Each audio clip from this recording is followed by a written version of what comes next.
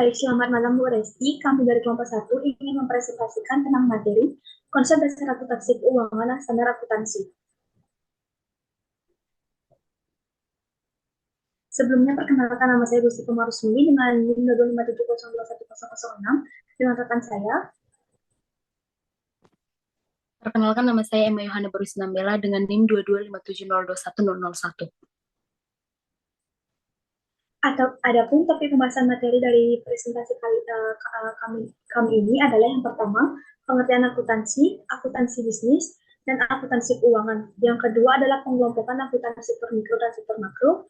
Yang ketiga adalah standar akuntansi keuangan dan badan penyusun standar. Yang keempat adalah perjalanan konvergensi IFRS. Yang kelima adalah keterbatasan laporan keuangan. Keenam adalah tantangan akuntansi keuangan. Dan yang ketujuh adalah regulasi profesi akuntan publik.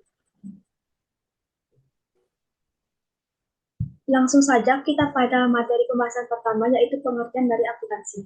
Akuntansi lahir dari lingkungan ekonomi kapitalis, yaitu ilmu akuntansi ini memberikan informasi tentang kekayaan itu dari mana sumbernya. Akuntansi ini merupakan alat dari pertanggungjawaban sekaligus informasi yang diukur adalah aktivitas ekonomi yang memiliki sifat-sifat yang sudah maju. Adapun beberapa pengertian akuntansi yang dapat analisis dari akronim akuntansi sebagai berikut. Teman-teman dapat melihatnya pada layar. Dari baik. Untuk menggambarkan berbagai sisi akuntansi, Bellacoi pada tahun 1986 dan penulis lain disebutkan beberapa image yang menggambarkan sifat-sifat akuntansi. Yang pertama, akuntansi sebagai ideologi, sebagai suatu bahasa, catatan historis, realitas ekonomi, sistem informasi, komoditas, sistem pertanggungjawaban, dan sebagai teknologi.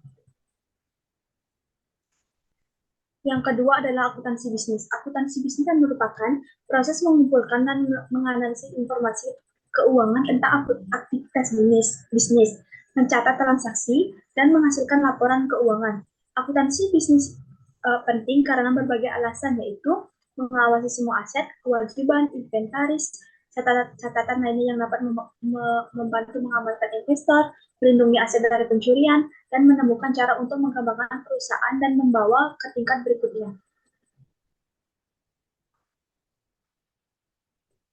Yang ketiga adalah akuntansi keuangan. Akuntansi keuangan adalah proses yang hubungannya erat dengan masalah pencatatan transaksi perusahaan dan penyusunan laporan berkala dari hasil pencatatan. Adapun pengertian akuntansi keuangan menurut Sugiarto tahun 2002 yang menyatakan akuntansi keuangan sebagai berikut. Akuntansi keuangan merupakan yang berfokus pada penyiapan laporan keuangan yang dilakukan secara bertahap dalam setiap perusahaan. Laporan ini menjadi bentuk pertanggungjawaban oleh pihak manajemen kepada para pemegang saham dan investor. Adapun persamaan akuntansi yang diterapkan mengacu pada standar akuntansi keuangan, yaitu standar akuntansi sama dengan ekuitas yang ditambah dengan liabilitas. Materi yang kedua adalah pengelompokan akuntansi sektor mikro dan sektor makro. Akuntansi sektor mikro adalah sebuah sistem akuntansi yang digunakan untuk mengelola keuangan pada usaha kecil dan menengah atau sering disebut dengan UKM. Sistem akuntansi ini memungkinkan pemilik UKM untuk mengelola keuangan dengan lebih efisien dan memudahkan dalam pengambilan keputusan yang berkaitan dengan keuangan. Adapun pengelompokan akuntansi sektor mikro dibagi menjadi dua bagian. Yang pertama adalah akuntansi bisnis yang mencakup akuntansi keuangan, akuntansi manajemen, akuntansi pajak, akuntansi biaya, dan yang kedua adalah akuntansi organisasi individu. Yang kedua adalah akuntansi sektor makro. Akuntansi sektor makro mencakup praktik akuntansi yang organisasi besar atau sektor pemerintahan. Contohnya seperti perusahaan multinasional, pemerintahan, pemerintah nasional, dan organisasi non-profit besar. Praktik akuntansi di sektor makro ini biasanya dilakukan oleh tim akuntan profesional yang terlatih dan berpengalaman. Adapun pengelompokan akuntansi sektor makro dibagi menjadi tiga bagian. Yang pertama, akuntansi pemerintahan, akuntansi pendapatan nasional, dan akuntansi lingkungan. Baik, materi selanjutnya akan dipaparkan oleh rekan saya. Silakan, Emma. Baik, materi yang ketiga yaitu ada standar akuntansi keuangan dan badan penyusunan standar. Pengertian dari standar akuntansi yaitu akuntansi memiliki kerangka teori konseptual yang menjadi dasar pelaksanaan teknik-tekniknya. Standar itu disebut standar akuntansi. Di Indonesia berlaku prinsip akuntansi Indonesia, kemudian diganti menjadi standar akuntansi keuangan Indonesia. Kemudian menjadi menjadi pernyataan standar akuntansi keuangan atau PSAK.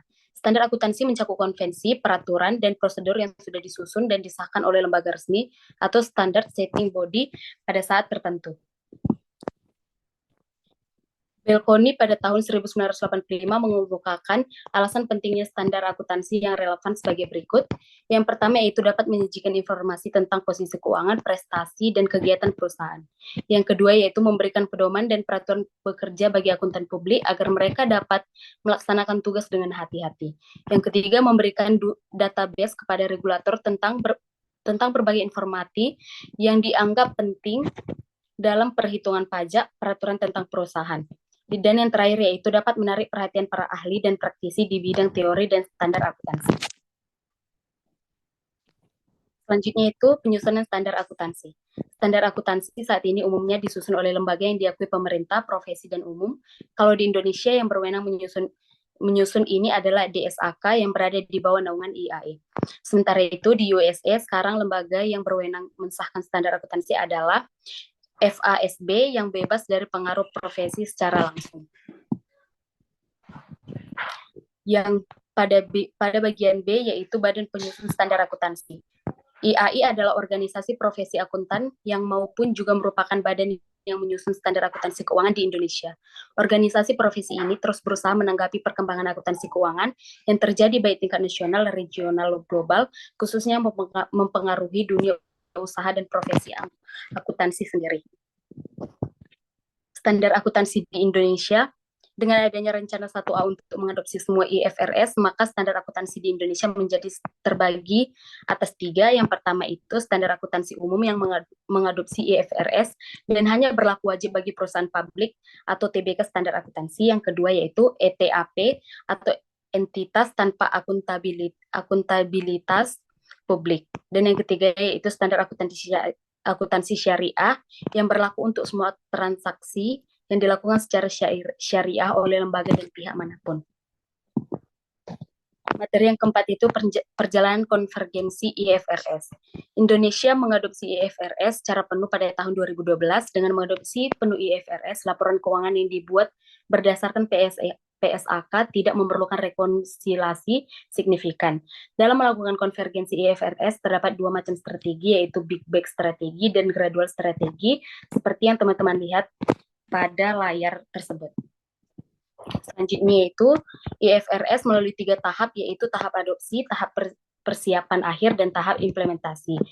Nah, pada tahap-tahap ketiga ini juga tercantum dengan jelas dan juga lengkap pada layar. Materi selanjutnya akan dipaparkan oleh teman-teman. Baik, materi yang kelima adalah keterbatasan laporan keuangan. Beberapa keterbatasan laporan keuangan yang pertama adalah laporan keuangan adalah laporan tentang hasil yang dicapai perusahaan di masa lalu yang bersifat historis. Laporan keuangan tidak menceritakan tentang masa depan perusahaan. Oleh karena itu, laporan keuangan tidak dapat diambil sebagai satu-satunya sumber informasi dalam mengambil keputusan. Yang kedua, yang menyusun laporan keuangan adalah manusia yang bekerja tidak lepas dari subjektivitas.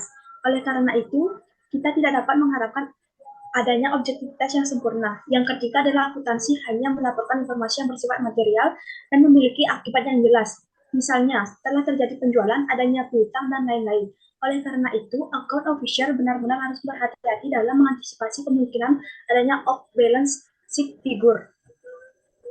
Yang keempat adalah laporan keuangan bersifat konservatif, artinya dalam menghadapi ketidakpastian, maka yang umumnya dipilih adalah alternatif yang memberikan nilai terkecil. Yang kelima adalah pada laporan keuangan, kita tidak dapat mengetahui fakta yang bersifat kualitatif karena hal-hal tersebut umumnya diabaikan.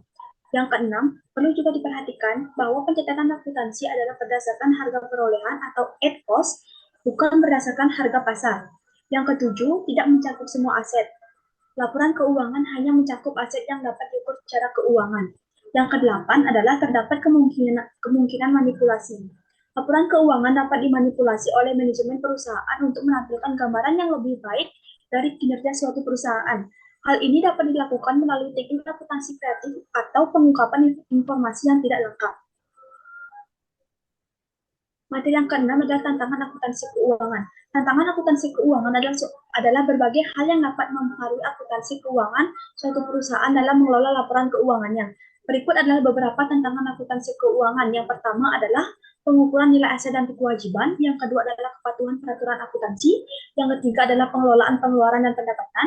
Yang keempat adalah pengaruh kebijakan pemerintah. Dan yang kelima adalah penggunaan teknologi informasi. Materi selanjutnya akan dipaparkan oleh rekan saya.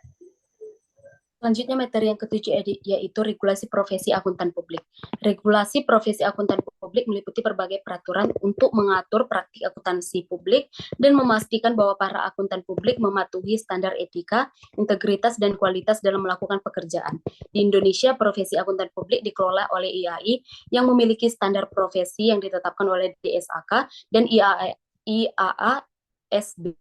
Adapun regulasi dan standar yang diatur oleh IAI antara lain ada 4, yaitu Kode Etik Profesi Akuntan Publik, yang kedua Standar Profesional Akuntan Publik, ketiga Standar Audit Standar, dan yang keempat Standar Review.